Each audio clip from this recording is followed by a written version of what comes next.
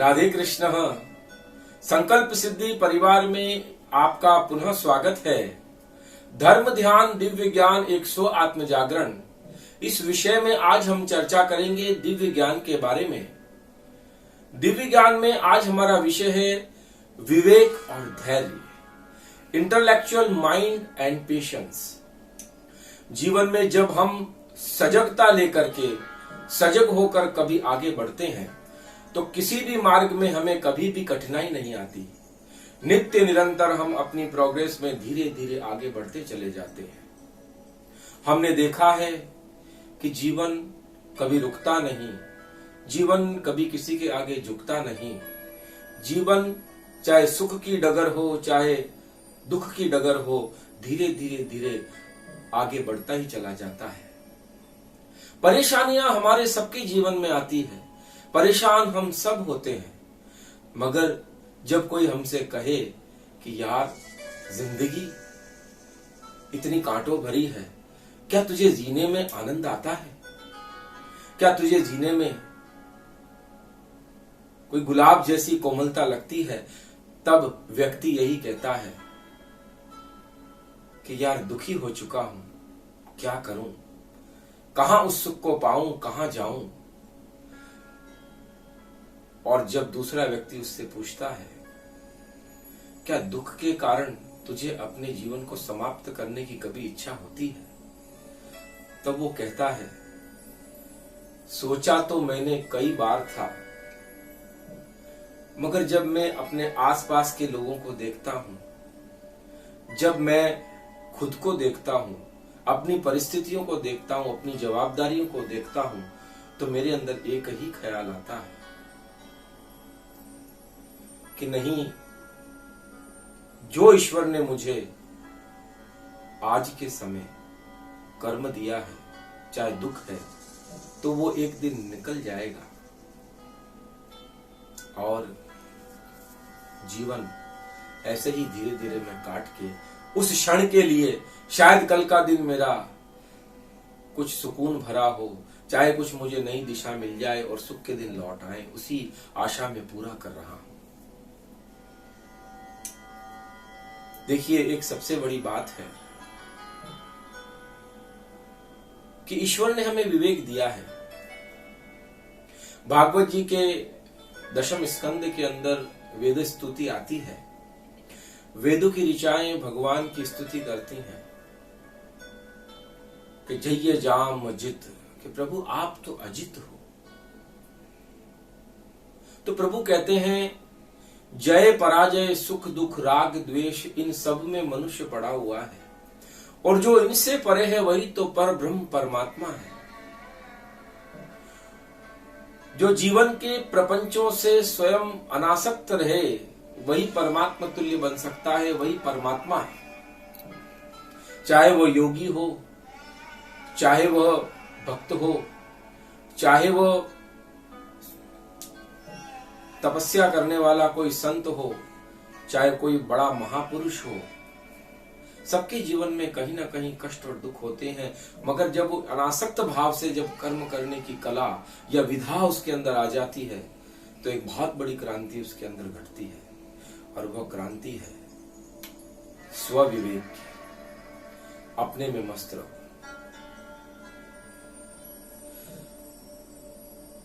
ऋचाएं कहती है कि प्रभु जीव के अंदर आप भी हो, जीव के अंदर काम क्रोध लोभ मोह मत्सर सब पड़े हुए हैं। जब काम क्रोध लोभ मोह मत्सर जीव के अंदर है, जीव के अंदर आप भी बैठे हुए हो, मगर विजय किसकी होती है? तब वेदों की ऋचाएं कहती है कि प्रभु वहां आपकी हाथ दिखाई देती है, और वही काम क्रोध लोभ मोह मत्सर विजय प्राप्त करते हुए मनुष्य को इस मोह माया में डालते हुए पुनरपि जननम पुनरपि मरणम का कारण बनते हैं। प्रभु कहते हैं कि मैं क्या करूं,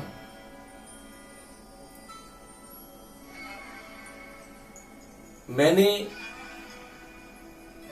मनुष्य को बनाया है तो उसमें विवेक भी तो दिया है। ऋचाएं कहती है आपको पता है प्रभु, आपने जीव को बनाया है, पराजित तो आप फिर भी हो। बोले कैसे?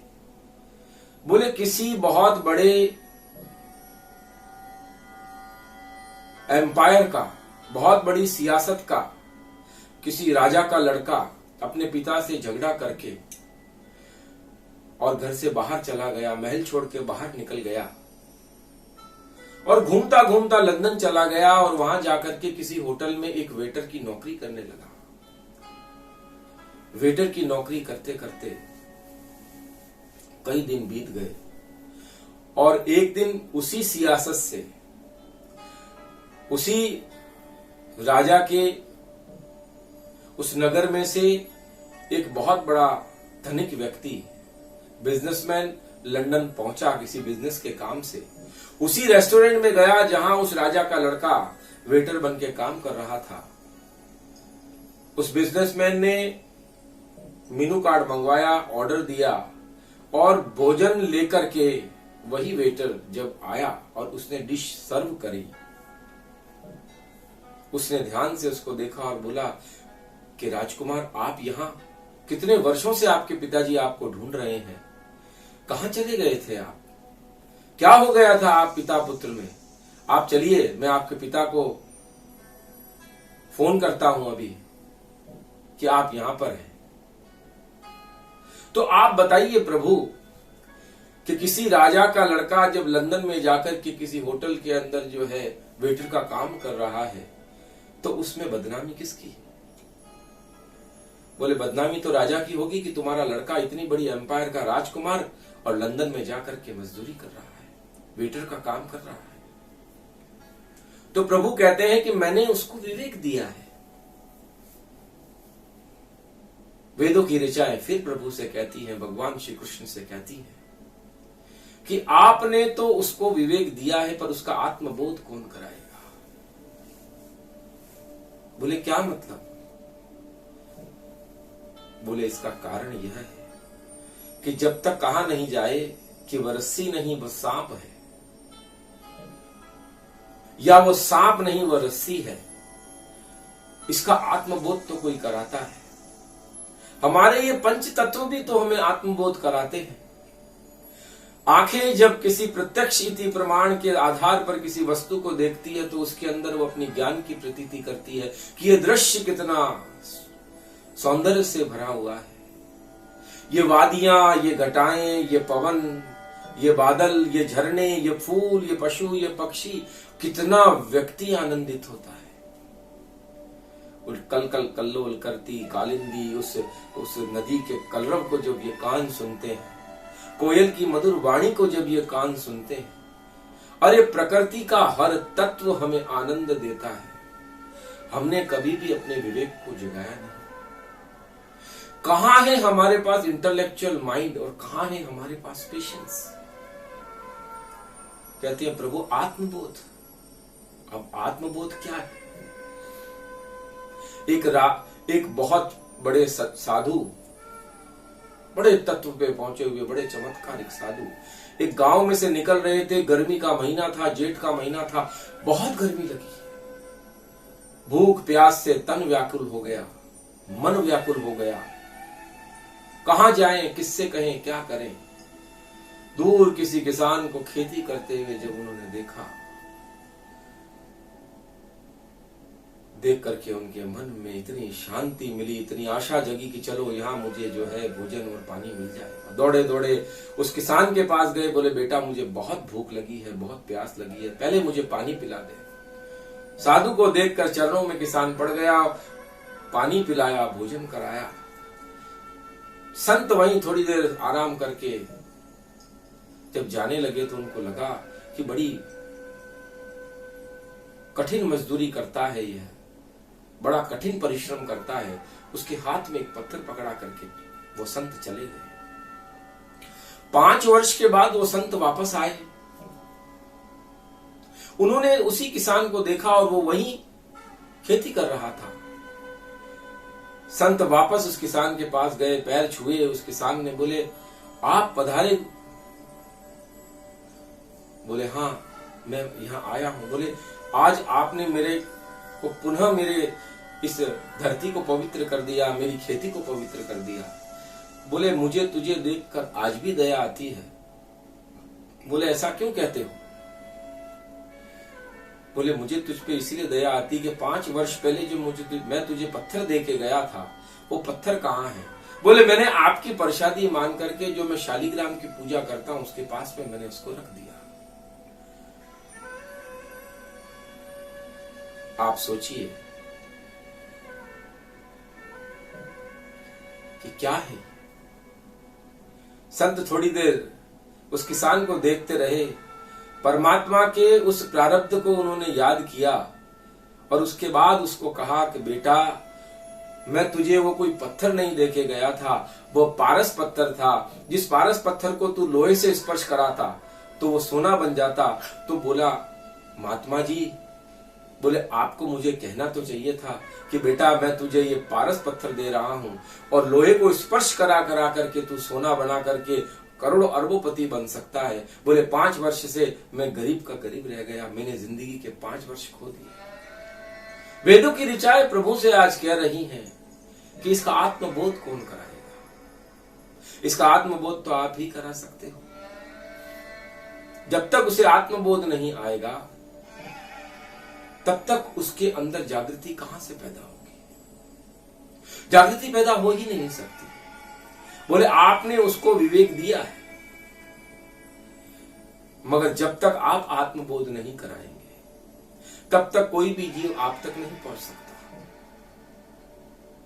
महात्मा बुद्ध के पिताजी ने अपने नगर के सब लोगों को कह दिया था कि बुद्ध को कभी भी वह दृश्य मत देखने देना कि जिसे देखकर बुद्ध अपने आप के विवेक को जागृत न कर ले।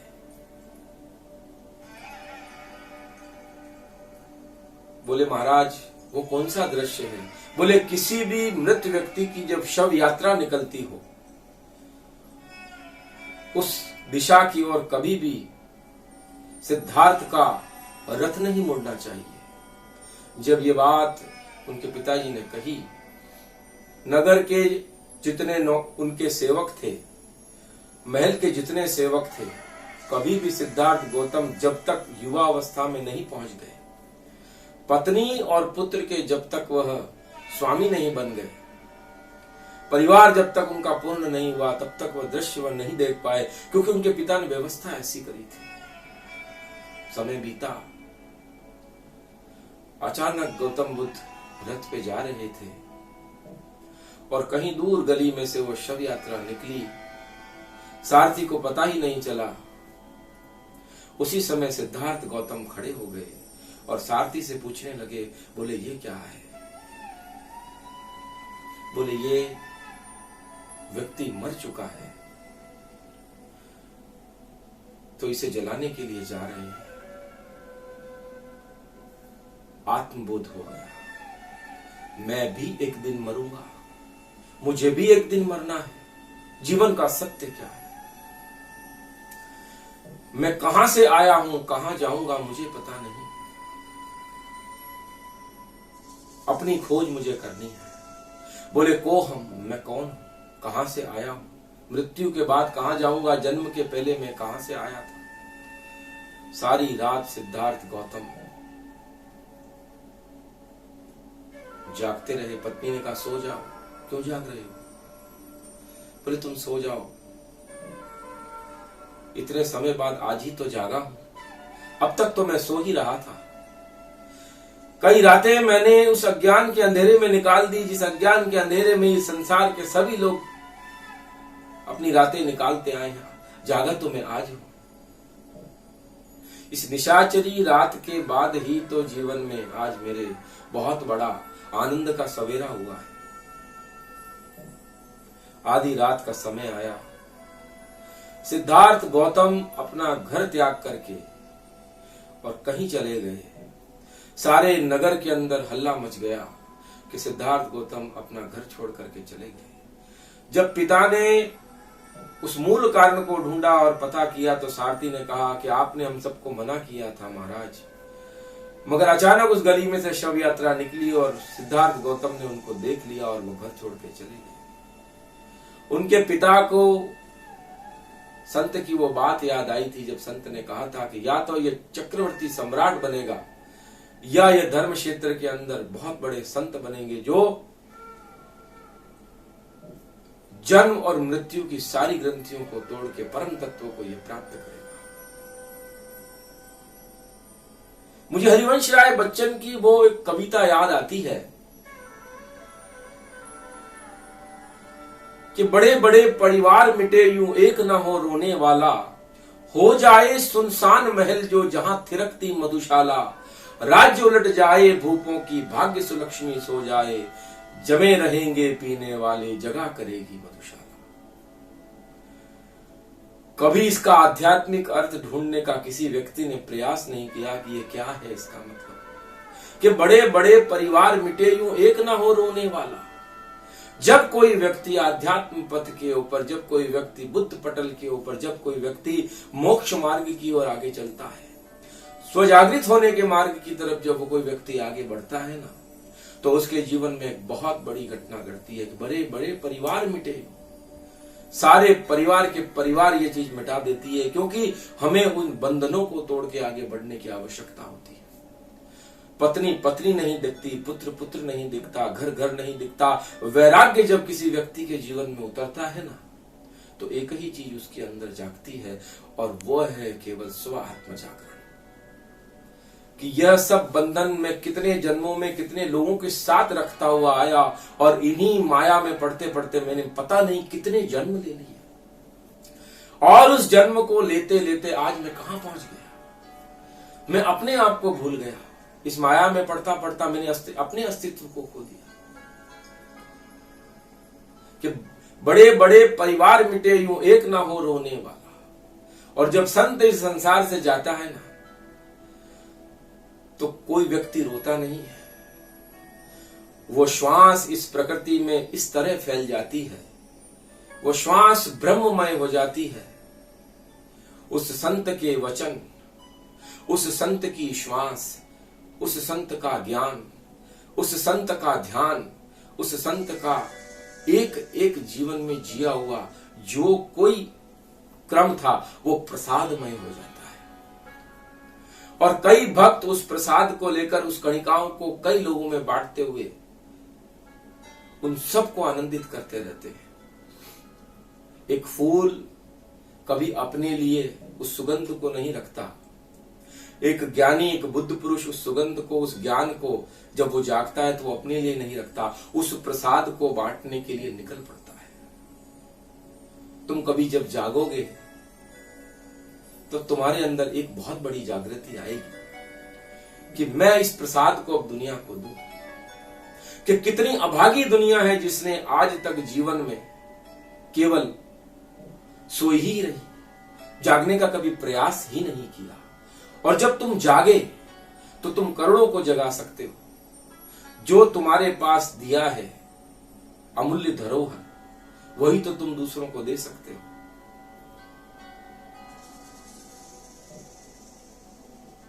बड़े बड़े परिवार मिटे हों एक ना हो रोने वाला, हो जाए सुनसान महल वो जहां थिरकती मधुशाला। ये काम, ये क्रोध, ये लोभ, ये मोह, ये मत्सर जब हमारे जीवन के अंदर जो हो जाए सुनसान महल वो, ये महल हमारा हृदय आकाश है जहां थिरकती मधुशाला।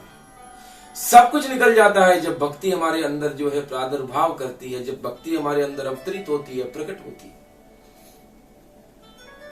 और वो मधुशाला जब थिरकने लगती है तो एक ही खुमारी रहती है, एक ही नशा रहता है कि उस लौ से लौ एक बार जग जाए, उस लौ से लौ एक बार जग जाए। और जब वो लौ जगती है तो तुम नहीं रहते, तुम उस समुद्र में बूंद बन के समा जाते हो।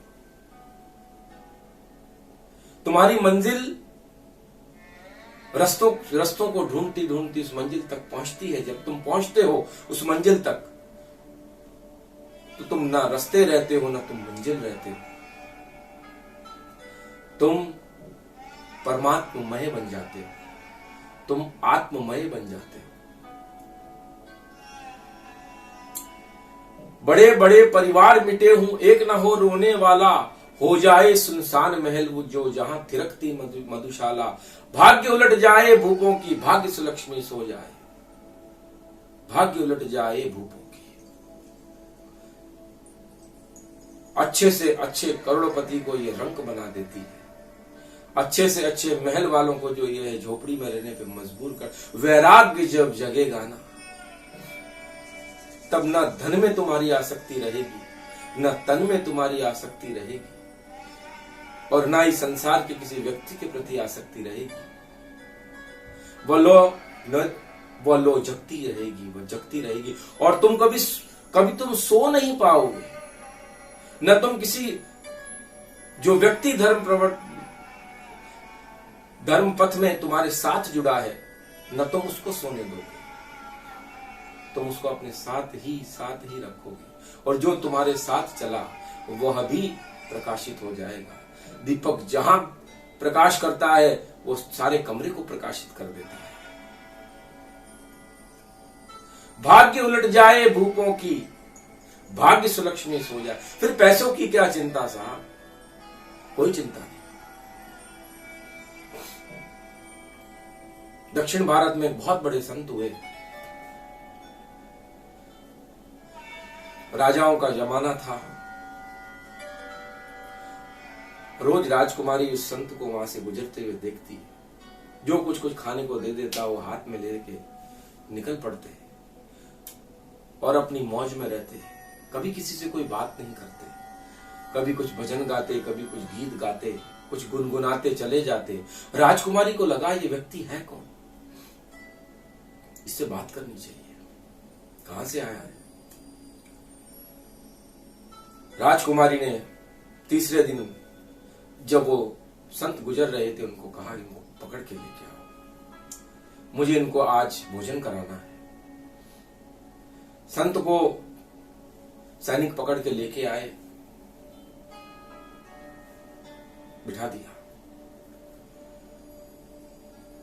बोले क्यों मुझे बुलाया है? बोले राजकुमारी जी ने आपको बुलाया है, आपसे बात करना चाहती हैं। बोले अच्छा, क्या काम है? बोले पता नहीं, आपको भोजन कराने की इच्छा है। राजकुमारी आई, हीरे जवाहरात से जड़ा हुआ बहुत बड़ा कटोरा खीर का लाकर के संत के हाथ में दिया। बोले बाबा भोजन पाओगे? बोले आज भोजन पाने की इच्छा नहीं है। तो क्या लाई है बेटी? बोले खीर लाई हूं। बोले ले लो। बोले मेरे इस खप्पर में डाल दो। बोले खप्पर यहीं रहने दो। उनका खप्पर वहीं रखवा दिया। बोले आज इसमें खीर ले जाओ। जब उस संत को हीरे जवाहरात और सोने का खप्पर दिया खीर का, संत उस खीर को लेकर के वहां से चल दिए। महल के बाहर जब वो संत निकले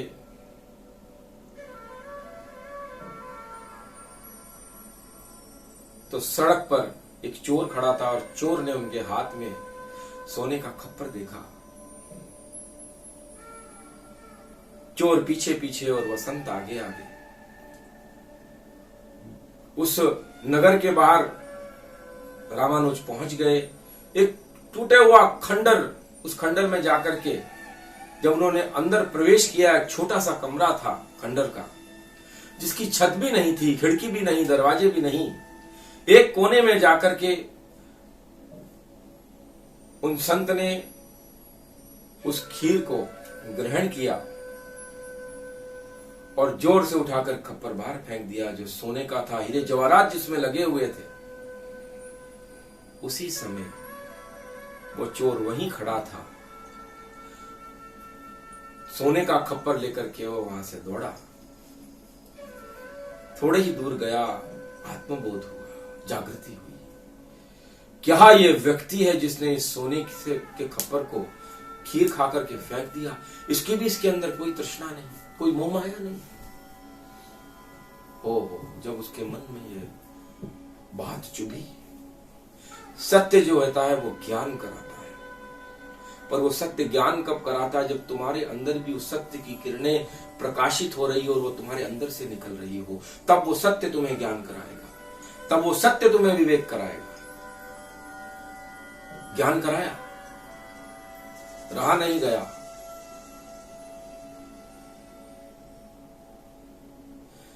भाग्य सुलक्ष्मी सो जाए, आज वो लक्ष्मी उसके हाथ में है, सोने का खप्पर उसके हाथ में है, कोई परवाह नहीं है उससे।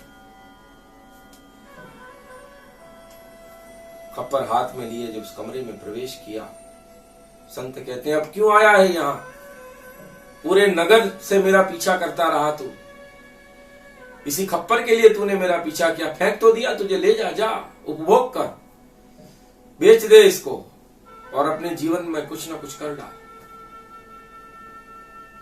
आज उस चोर की आंखों में आंसू थे, बोले मैंने मेरे जीवन में इतनी चोरियां करी, मुझे आत्मबोध नहीं हुआ। आपको देख के ऐसा लगता है इस खप्पर की मेरे जीवन में कोई वैल्यू नहीं है, कोई स्थान नहीं है। जोर से उठा के उसने भी उस खप्पर को फेंक दिया और चरणों में सिर रख के रोने लग गया कि जिसने मेरे अंदर से इस मोह को निकाल दिया, इतनी बड़ी आसक्ति निकाल दी। भाग्य सुलक्ष्मी सो जाए, जब तुम जागते हो तो तुम कितनों को जगा देते हो। आज वो चोर जगा। वैसे ही सिद्धार्थ गौतम बुद्ध जगे। जमे रहेंगे पीने वाले, जगा करेगी मधुशाला। पीने वाले जगा ही करेंगे, जो जगा है ना वो कभी सो नहीं सकता। अब थोड़ा भेद आपको बताता हूं। जिस व्यक्ति ने अपने जीवन में जागृति करी, जिस व्यक्ति ने अपने जीवन में अपने को जगाया, उसके जीवन में एक बहुत बड़ी घटना जगती है। वो साक्षी भाव से अपने आप को देखने लग जाता है। तब वो स्वयं नदी के प्रवाह के साथ नदी नहीं रहता, नदी के प्रवाह से अलग हो जाता है।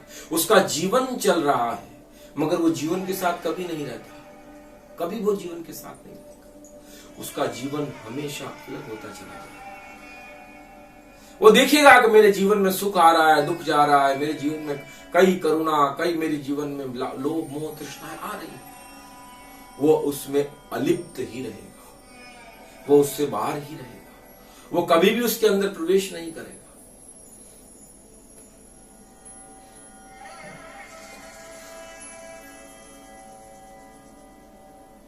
जब आपके अंदर आत्मबोध होगा, जब आपके अंदर विवेक जगेगा, वह कभी भी आपको सोने नहीं देगा। अब तक तुम सोए थे, जब तुम जागोगे तो केवल तुम जागोगे, फिर आपके जीवन में कोई घटना नहीं घटेगी। 99% लोगों के जीवन की घटनाएं हैं कि वो जागने के बाद सोए नहीं।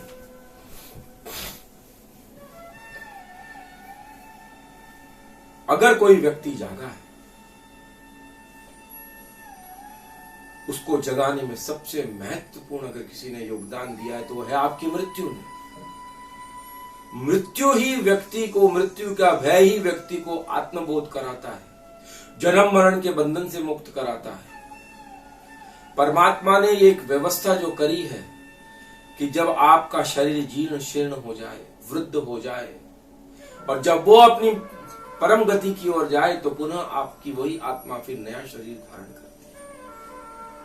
है। यही भय आपको परमात्मा तक ले जाता है, यही भय आपको भक्ति कराता है, यही भय आपको दान कराता है, यही भय आपके सबको तप कराता है, यही भय आपको पुण्य करने को और प्रेरित करता है। कोई व्यक्ति अगर अमर हो जाए, मृत्यु का भय उसके अंदर से निकल जाए, तो उसके जीवन में एक बहुत बड़ी घटना घटेगी, वो अभयत्व को प्राप्त करेगा। एक जंगल की बात है, एक साधु महात्मा के मन में आ गया कि मेरे जीवन में मृत्यु का भय है, मैं इस मृत्यु के भय से अपने आप को मुक्त करूंगा। इस मुक्ति को पाने के लिए साधु बाबा ने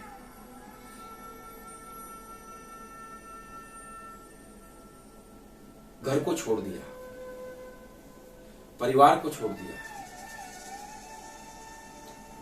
जंगल में निकल गए। कई वर्षों से जंगल में झोपड़ी बना करके रहने लगे। हिंसक से हिंसक पशु भी उनके आगे पीछे बैठे रहते और उनकी औरा इस तरह बलवती हो गई कि कभी भी उनको जंगल में बैठे हुए किसी भी हिंसक प्राणी ने किसी भी तरह का नुकसान नहीं पहुंचाया। और जब आसपास के लोगों में ये बात फैल गई कि कोई बाबा यहाँ आकर के रहने लगे हैं, इतने बड़े बड़े हिंसक पशु भी उनके आगे पीछे बैठे रहते हैं और कोई पशु उनको हानि नहीं पहुंचाता, तो लोग ये देखने आते और बाबा अपनी मौज में रहते, मस्ती में रहते। समय बीता। 25-30 वर्ष का एक जवान साधु, एक भिक्षुक वहां से गुजरा। उसे पता था कि इस जंगल में एक अभयत्व को प्राप्त किए हुए महात्मा रहते हैं, जिन्होंने अपने ऊपर भी उन्होंने जो है विजय प्राप्त करी है और हिंसक पशु भी उनका कोई कुछ बिगाड़ते नहीं। और तब साधु बाबा से मिलने के लिए वह युवक चल पड़ा। दूर से देखा कई हिंसक प्राणी बैठे हुए थे।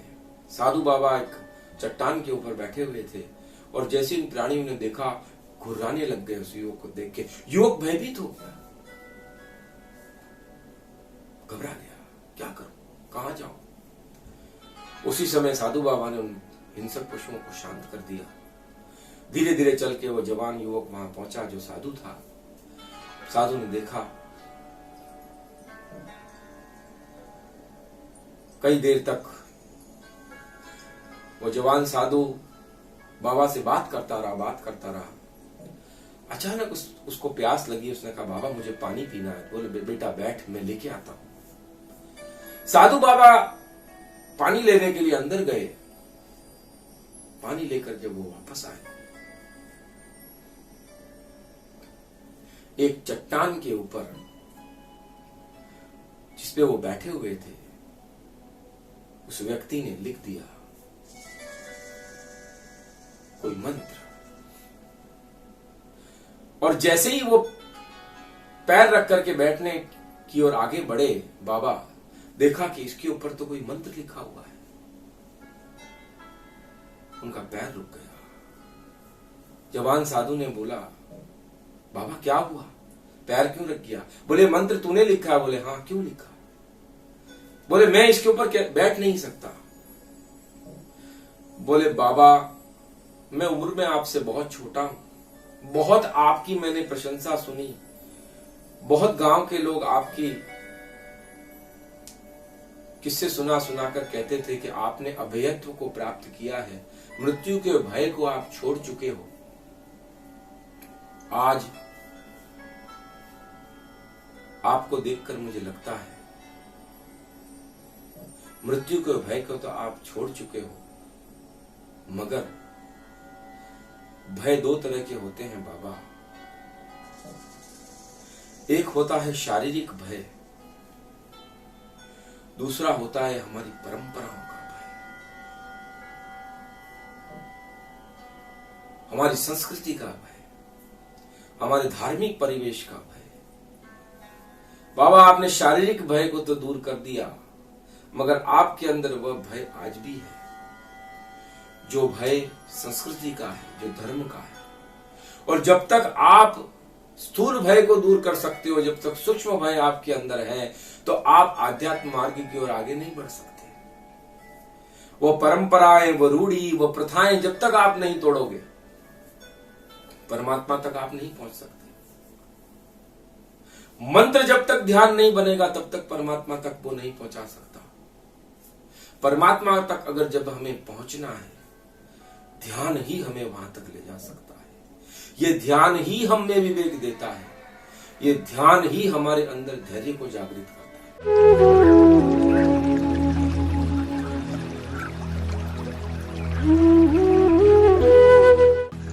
राधे कृष्ण।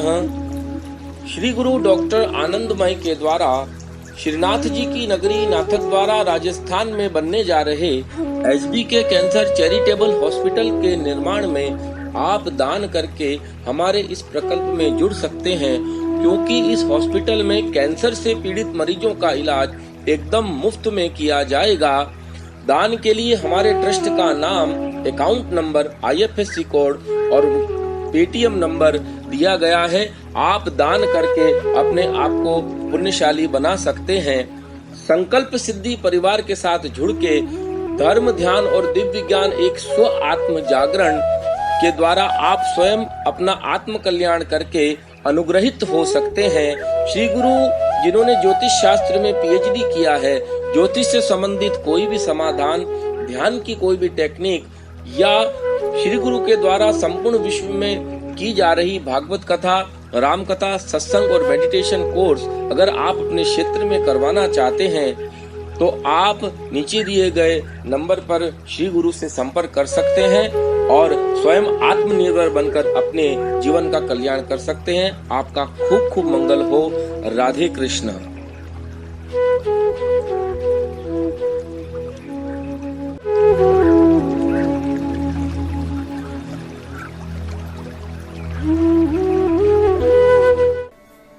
मैं इतना लंबा आज आपको जो मैंने प्रवचन दिया है, वो प्रवचन देने के पीछे मेरा कारण भी यही है कि ध्यान जब तक आपके जीवन में नहीं घटेगा तब तक आपके जीवन में जो है परंपराओं के भय समाप्त नहीं होंगे।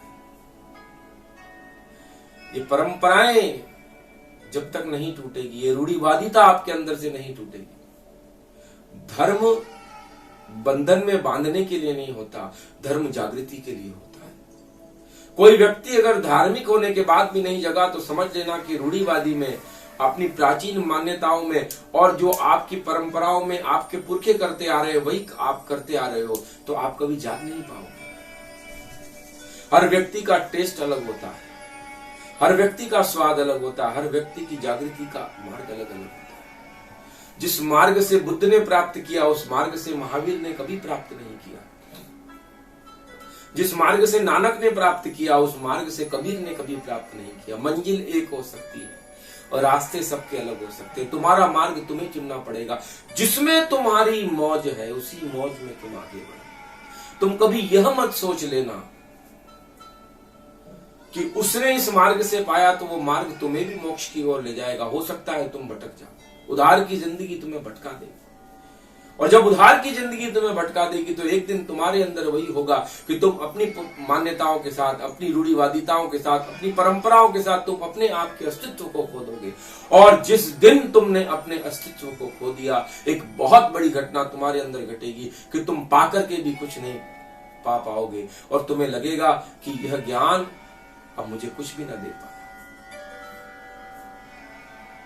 एक संगीतकार भी बुद्धत्व को प्राप्त हो सकता है,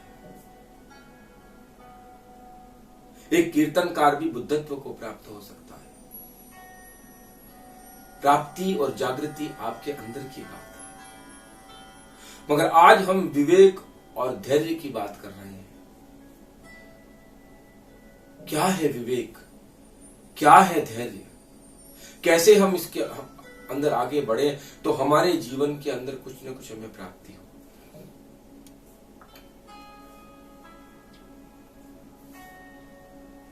विवेक और धैर्य को जगाने के लिए हमारे जीवन में हमारे पास हमारे अलावा हमारा साथ देने वाला कोई नहीं है।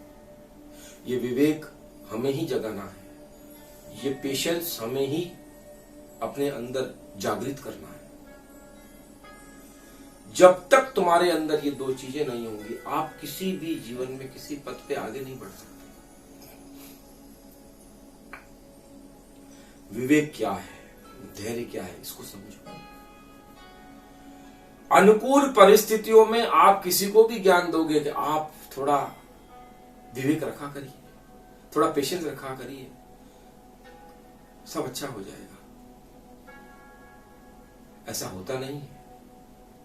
हम ज्ञान तो लोगों को बहुत देते हैं। जब हमारे जीवन में जब कभी भी ऐसी घटनाएं घटती हैं, हमारे जीवन में जब कभी भी कुछ प्रतिकूल घटनाएं घटती हैं और हमें जब उन घटनाओं से हमारा जब पाला पड़ता है, वास्ता पड़ता है, और जब हमारे साथ वो घटित होती है तो हमारे अंदर एक बहुत बड़ी घटना घटती है और वो घटती है कि हम भी हमारे विवेक को खोते हैं और हम भी हमारे धैर्य को खोते हैं। मैंने कहा ना, तुम नदी के साथ जब नदी का प्रवाह बन जाते हो तो जीवन में तुम्हारे साथ वो सब घटनाएं घटेंगी जो एक आम आदमी के साथ घटती है। तो हम विवेक को कैसे जागृत करें, धैर्य को कैसे जागृत करें, यह कुंजी मैं आज आपको देता हूं। 3 बातें आपके जीवन में आप अपना लो, इसे आप स्वीकार करो, यह आपकी हैबिट बन जाएगी। कभी भी आपका विवेक और आपका पेशेंस, धैर्य आपसे छूटेगा नहीं। पुष्टि मार्ग संप्रदाय में षोडश ग्रंथों में विवेक धैर्य आश्रय को बहुत बड़ा स्थान दिया गया। लोग इसका पाठ करते हैं, पर बिना ज्ञान के अगर कोई भी मंत्र आप करते हो, वो कभी भी आपको परम तत्व की ओर नहीं ले जा सकता। वह कभी भी आपके अंदर आत्मबोध जगा ही नहीं सकता। मैंने कई लोगों को देखा है, मंत्र करेंगे मगर मंत्र की ओरा को कभी नहीं पकड़ेंगे, उसकी टंकार को कभी नहीं पकड़ेंगे, उसके अर्थ को कभी नहीं पकड़ेंगे। और जब तुमने उसके अर्थ को नहीं पकड़ा, उसकी टंकार को, उसकी ऊर्जा को नहीं पकड़ा, तो जो उसके अंदर से निकलने वाली ऊर्जा है वो कभी भी तुम्हारे अंदर नहीं बैठेगी, वो ब्रह्मांड में ही कहीं ना कहीं खो जाएगी। तुम जब तक उसके साथ अपने आप को लपेटोगे नहीं, वह ओरा तुम्हारे अंदर नहीं आ सकती। गुलाब जामुन तुमने खा लिया और उसकी मिठास और उसके स्वाद का तुमने जब अनुभव ही नहीं किया, तो वो तुम्हारी जिह्वा पर आने के बाद भी तुम्हें तृप्त नहीं कर पाया, तो समझ लो कि जब वो ज्ञान तुम्हें तृप्त नहीं कर पाया तो वो किसी दूसरे को भी तृप्त नहीं कर पाएगा। पहले तुम्हें अपनी कसौटी पर उसे खरा उसको उतरने देना पड़ेगा, या उस कसौटी में तुम्हें खरा उतरना पड़ेगा, तब तुम उस ज्ञान को आगे बढ़ा सकते हो। 3 बातें अपने जीवन में उतार लो। अभ्यास। जब आपके जीवन में क्रोध आता है, महाप्रभु जी वल्लभाचार्य जी ने भागवत जी में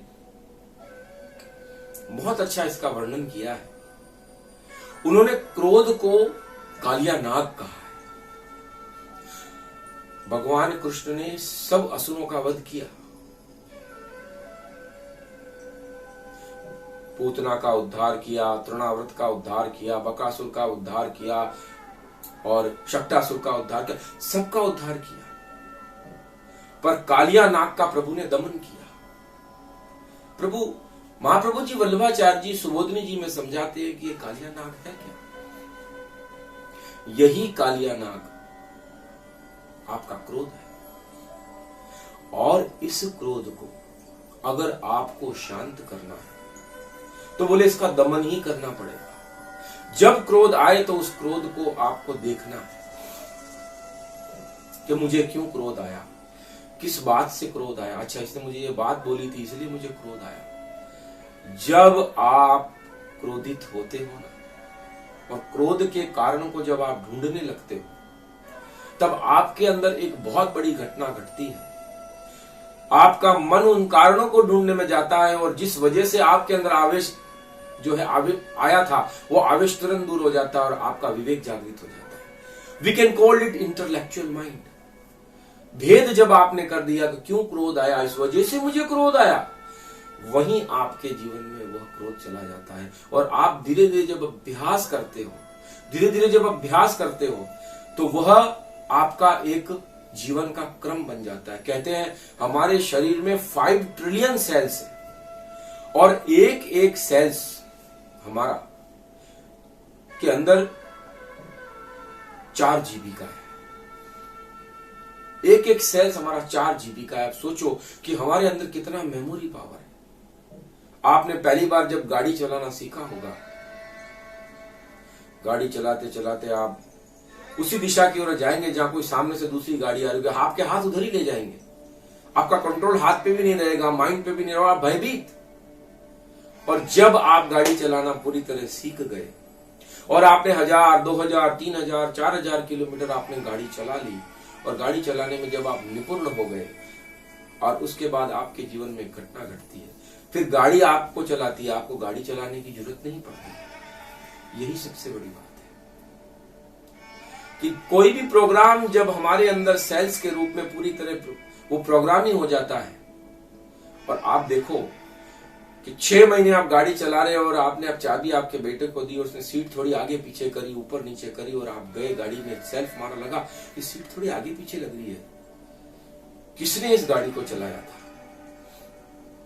एकदम आपको लगेगा कि किसी ने इस गाड़ी को चलाया था और आप उस सीट को वापस एडजस्ट करोगे। एक एक आपके अंदर जो है सेल्स आपके पूरे प्रोग्राम्स को लेके बैठा हो, और कई तरह के प्रोग्राम्स आपने डाले हैं। आपको सुबह उठ के पता भी नहीं चलता कब आप ब्रश कर लेते हो, कब आप शौच कर लेते हो, स्नान कर लेते हो, दाढ़ी बना लेते हो, कब भोजन, हर चीज एक बिना आपके स्व जागृत हुए बिना चलती रहती।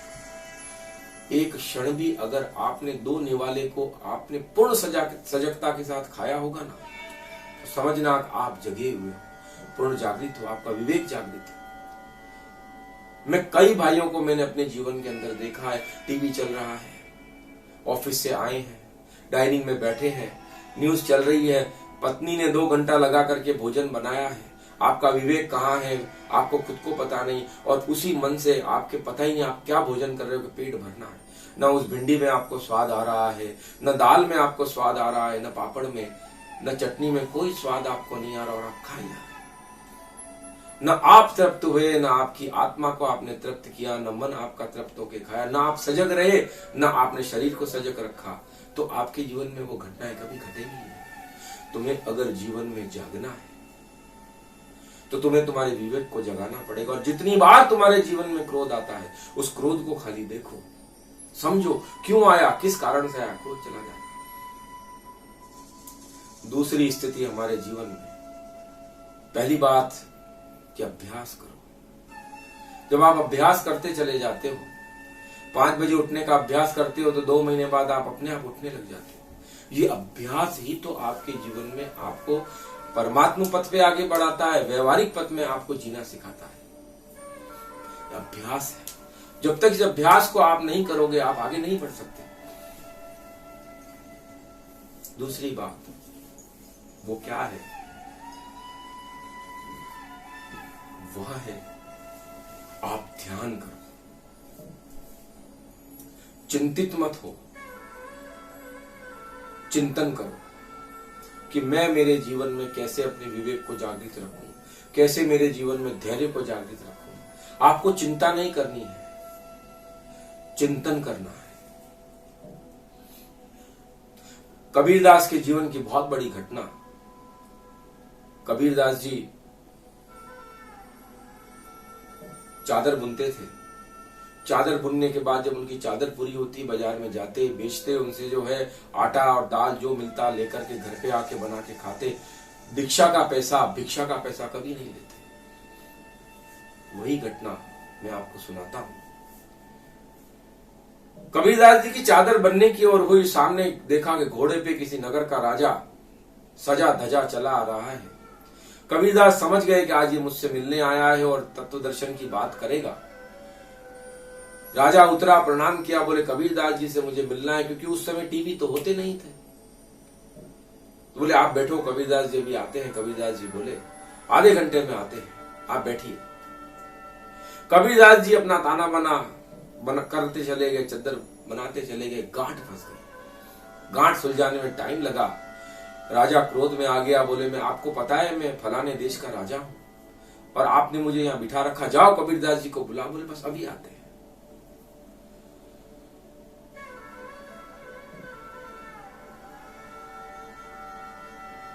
पंद्रह मिनट फिर निकल गए। कबीरदास जी ने जैसे जैसे अपनी चादर पूरी करी, राजा को क्रोध आ गया। राजा ने क्रोध में खड़ा हो गया और खड़ा होते ही बोला कि मैं तुझे बोल रहा हूं कि मैं राजा हूं, तुम बुला के लाओ, मुझे 1 घंटे से तुमने बिठा रखा है, तुमको शर्म नहीं आती है, तुम कैसे शिष्य हो उनके। और उसी समय राजा ने क्रोध में एक थप्पड़ जड़ दिया और जहीं कबीरदास जी के थप्पड़ पड़ा और उसी समय कबीरदास जी हाथ जोड़ के खड़े हो गए और बोले इसी दास को कबीरदास कहते। राजा चरणों में गिर गया, बोले मैंने आपके साथ इतना बड़ा अपराध कर दिया, मुझे आप क्षमा कर दो, मुझे पता नहीं था कि आप कबीरदास हो। बोले मेरी ये चद्दर की गांठ फंस गई, तेरे साथ सत्संग में मैं लग जाता तो मेरी ये चद्दर पूरी नहीं होती और मैं इसको बाजार में बेच के मैं भोजन नहीं कर पाता, मुझे क्षमा करना, मुझे तुझसे जो है असत्य कहना पड़ा, गलती तेरी नहीं है। बोले अब तो आप मुझे दीक्षा दोगी नहीं, मैंने आपको मारा है। कबीरदास जी ने कहा बाजार में जब हम मटका लेने जाते हैं ना तो उसे ठोक बजा के देखते हैं, कि वो मटका फूटा हुआ तो नहीं है, अगर उसमें बढ़िया आवाज आती है टन टन की तो समझना फूटा हुआ नहीं है। तो बोले जैसे मटके को ठोक बजा के देखते हैं, तो तू आज मुझे गुरु बनाने आया है, तू मुझसे दीक्षा लेने आया है, तो तूने भी मुझे ठोक बजा करके देख लिया कि मैं गुरु बनने के काबिल हूं या नहीं। उन्होंने भी जीवन में विवेक और धैर्य को रखा। कितनी उन्होंने जीवन में परीक्षाएं दी है, तो आप उनके जीवन के पूरे चरित्र से आप सभी जो है चर्चित है, कई जगह आपने उनको पढ़ा है। और तब कबीरदास जी ने ये दोहा लिखा है कि खाद खूद धरती सहे, काट कूट वन राय, कुटिल वचन साधु सहे, और ते सहे न जाए। बोले खाद खूद धरती सहे, धरती को कितना भी आप खोद डालो, कितने उसके अंदर से पेट्रोल, मार्बल के पत्थर, कितने खनिज निकाल दो, कभी आपसे शिकायत नहीं करेगी। वृक्षों को कितना भी काट लो, कभी उनके अंदर से जो है आवाज नहीं आएगी तू मुझे क्यों काट रहा है। कि खाद खूद धरती सहे, काट कूट वन राय, और कुटिल वचन साधु सहे, और ते सही न जाए। कुटिल वचन कौन सुन सकता है, तो बोले वो साधु है, वही कुटिल वचन सुन सकता है, और किसी की ताकत नहीं है कि वो कुटिल वचन को सुन सके। और तब कबीरदास जी ने उनको दीक्षा दी। संत ने जो किया है वो कभी आप मत करना, संत ने जो कहा है वही करो। उनका जीवन जब आप देखोगे, उन्होंने जो अपना जीवन जिया है, उस जीवन जो उन्होंने वो जी के चले गए, उसी के अंदर सार छुपा हुआ होता है।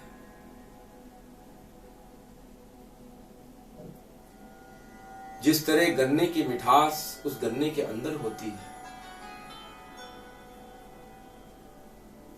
घी की चिकनाहट उस घी के अंदर होती है, मक्खन के अंदर से सफेदी जो है भिन्न नहीं हो सकती, चंद्रमा से चांदनी भिन्न नहीं हो सकती, समुद्र में से तरंग भिन्न नहीं हो सकती, रूप में से सौंदर्य भिन्न नहीं हो सकता। तो परमात्मा के मार्ग में जब आगे आप बढ़ते हो, तो विवेक और धैर्य आपके अंदर नहीं है, तो समझ लेना कि ये जीवन में आप कभी जागृत नहीं हो सकते। चाहे आपको प्रैक्टिकल लाइफ जीनी है, चाहे आपको दार्शनिक लाइफ जीनी है, चाहे आपको परमात्मामय लाइफ जीनी है, उस लाइफ के अंदर ही आपको विवेक और धैर्य को रखना है। पहली बात, आप अभ्यास करिए जितनी बार आपको क्रोध आता है, और उस समय आप पेशेंस में रहिए। दूसरी बात, ध्यान करिए, क्योंकि ध्यान आपके जीवन में आपको साक्षी भाव में रहना सिखाता है। मैं नहीं हूं, तुम नहीं हो, जो मैं हूं वो मैं नहीं हूं, जो मैं था वो मैं नहीं हूं, और जो मैं था वो मैं नहीं रहूंगा। इस बात को समझ के रहिए, चलिए। जीवन धीरे धीरे अपनी गति की ओर जा रहा है, और एक अवस्था कभी भी किसी की नहीं रहती। चाहे धर्म का मार्ग हो तो भी वो आपको प्रगति की ओर आगे बढ़ाएगा, और धीरे धीरे आप सोचोगे ये सब कर चुका मैं, अष्टांग योग कर चुका, इसके आगे बोले समाधि तक पहुंच गया, अब बोले आनंद आता है, परमानंद आता है, करुणा जगती है, धीरे धीरे आप आगे बढ़ते हो। ऐसे पहली कक्षा में जाने के बाद आप दूसरी कक्षा में जाते हो, वापस पहली में नहीं जाते, दूसरी में जाने के बाद फिर तीसरी में, चौथी में, ये कक्षाएं बदलती है, आपकी अवस्थाएं बदलती है, साधना की पद्धतियां आपके अंदर बदलती है, साधनाओं की कीमिया आपके अंदर जो है नई नई जो है नई नई ऊर्जाएं, नई नई नियम, नई नई शोध चलती चली जाती है। अपने आप को आपको बदलना पड़ेगा, अपने आप को आपको देखना पड़ेगा, आप कहां खड़े हैं। तीसरी बहुत जरूरी बात, जो जीवन में अगर आपने अपना ली, तीन बातें ही व्यक्ति को जीवन में दुख देती है। आपको जीवन में ये पृथ्वी, इसके जमीन के टुकड़ों में बड़ा रस है। जमीन के विवादों में आप पड़ोगे और आसक्ति जगाओगे, वो दुख देगा। धन के अंदर आप अपनी आसक्ति को जगाओगे, करेंसी, पैसा, नोट, वो आपको दुख देगा। और तीसरा सोना, गोल्ड की आसक्ति, दुख, बाकी कोई दुख देता ही नहीं है जीवन में। ये तीनों ही चीजों में पूरा जीवन निकाल देता है व्यक्ति, सोना, पैसा और जमीन। जब आपके जीवन में यह आसक्ति आ जाए कि मैं खाली हाथ आया था और खाली हाथ ही जीवन में जाऊंगा। इस व्यक्ति ने मुझे नुकसान दिया है, इस व्यक्ति ने मुझे धोखा दिया है, इस व्यक्ति ने मेरे साथ कुछ भी किया है। ये उस क्षण की सच्चाई है। या तो मेरा कोई कर्म था, कभी मैंने इसके साथ ऐसा किया, इसकी वजह से यह हो गया, या मेरा ये कर्म हो सकता है कि मेरा ये कर्म कटने वाला था तो कट गया, या मुझे बड़ा नुकसान होने वाला था। जब जब आप अपने आप से प्रश्न करोगे, क्योंकि हर कार्य के पीछे उसका कारण होता है, हर नेगेटिव चीज के पीछे कारण होता है, हर पॉजिटिव चीज के पीछे कारण होता है। और जब ये पॉजिटिवनेस और नेगेटिवनेस आप इसके कारणों को ढूंढते हुए चले जाओगे तो आप पाओगे कि आपके जीवन में नेगेटिविटी और पॉजिटिविटी कुछ भी नहीं है। यह एक आपके जीवन में होने वाली क्षणिक घटना है। वो आपके साथ नहीं, करोड़ों मनुष्यों के साथ हो रही है। दुखी व्यक्ति के दुख की प्रतीति जो एक व्यक्ति को होती है, वही दुख की दूसरे को होती है। दुख कोई ऐसा नहीं कि किसी को कम हो और किसी को ज्यादा हो। चोट की पीड़ा सबको समान होती है। चोट जितनी बड़ी होगी उतनी पीड़ा बड़ी होगी, चोट जितनी छोटी होगी पीड़ा उतनी छोटी होगी, पर पीड़ा तो पीड़ा है। बूंद एक हो या सागर हो, पानी तो पानी, चाहे उसको आप तपेली में भर लो, चाहे आप उसको तालाब में भर लो, चाहे उसको आप नदी में भर लो, चाहे उसको सागर में भर लो, वो अपना आकार बड़ा करता चला जाएगा, छोटा करता जाएगा, मगर पीड़ा पीड़ा है। सुख की अनुभूति भी सुख की अनुभूति है, चाहे वो छोटी हो चाहे बड़ी हो। चंद्रमा का घटना और बढ़ना हमें जीवन में यही तो सिखाता है कि यह भी चला जाएगा, यह भी चला जाएगा। इन अमूल्य मोतियों को तुम तुम्हारे जीवन में से जो है छोड़ते चले जाते हो। दुख के साथ भी अपने आप को आनंदित करना सीखो। वो जब होगा कि जब आप आपके जीवन में विवेक और धैर्य रखोगे। या जब कभी आपको क्रोध आए, मैं आपको एक बहुत बढ़िया प्रयोग दिखाता हूं। जब जब आपके जीवन में क्रोध आए तब तब आप इस काम को करोगे, आपका क्रोध चला जाएगा। जब जब आपको एंजाइटी सताए, आपको लगे नहीं आज मैं बहुत दुखी हो गया, बस अब मुझे बहुत ज्यादा अंदर से घबराहट हो रही है, डिप्रेशन आ रहा है, आप इस काम को करो। क्या करना है? पेट में, छाती में और गले तक आपको सांस भरनी है। देखिए ऐसे, आंख बंद,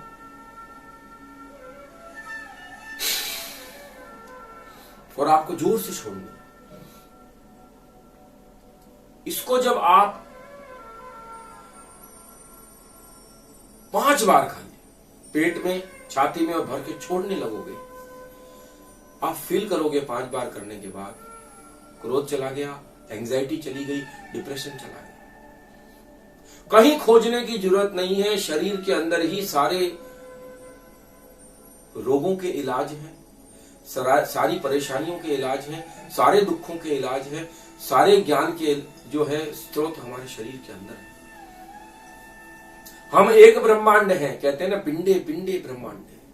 हर व्यक्ति अपने आप में ब्रह्मांड है। तुम जाग के तो देखो, एक एक कोशिकाओं के अंदर जो शक्ति विद्यमान है, जब तुम्हें उन ज्ञान के स्रोतों से तुमको कहने लग जाएगी कि तुम जाग चुके हो, अब मैं तुम्हें दूसरों को जगाने में तुम्हारी मदद कर, तब तुम्हें आनंद आएगा।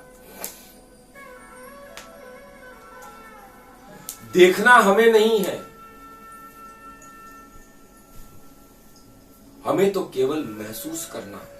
साक्षी भाव से उस चीज की तरफ हमको मुड़ते हुए चले जाना है। जब तुम साक्षी भाव से किसी भी काम को करने लग जाओगे तो धीरे धीरे तुम्हारे अंदर विवेक जगेगा, धैर्य जगेगा। क्योंकि वेदांत इसे बहुत गहराई से लेता है, जिसे हम अंतःकरण चतुष्टय के नाम से जानते हैं। मन, बुद्धि, चित्त और अहंकार। कभी इस विषय के बारे में चर्चा हम करेंगे। और कौन सी चीज हमारे जीवन में सबसे इंपॉर्टेंट है, सबसे महत्वपूर्ण है, ये बात भी मैं आपसे करूंगा। मगर आज जो 3 सूत्र आपको मैंने दिए हैं, पहला सूत्र, बार बार किसी भी चीज का अभ्यास करो तो आपके जीवन में पार्ट ऑफ योर लाइफ बन जाती है। दूसरी बात, आप ध्यान करो। जितना आप ध्यान करोगे, जितने आप सजग रहोगे, क्योंकि बुद्ध कहते हैं मध्यम मार्ग। मैं कई लोगों को ज्ञान भी देता हूं कि रोड में जब हम गाड़ी चलाते हैं तो बीच में एक डिवाइडर होता है जो आने और जाने वाली गाड़ियों को विभक्त करता है। एक तरफ से गाड़ी आ रही है, दूसरी तरफ से जा रही है, डिवाइडर वहां का वहां। कभी आपने सोचा है कि मैं इस डिवाइडर पे भी गाड़ी चढ़ा दूं? आपने कभी नहीं सोचा इस डिवाइडर पे मैं गाड़ी चढ़ा दूं। पता है जिस दिन आप गाड़ी चढ़ाओगे उस दिन हो सकता है तुम भी ना रहो, गाड़ी भी ना रहे, और हो सकता है 2-4 गाड़ियां और आपके साथ ना रहे, और उसको चलाने वाले आपके साथ ना रहे। आप उस डिवाइडर से दूर रहते हो।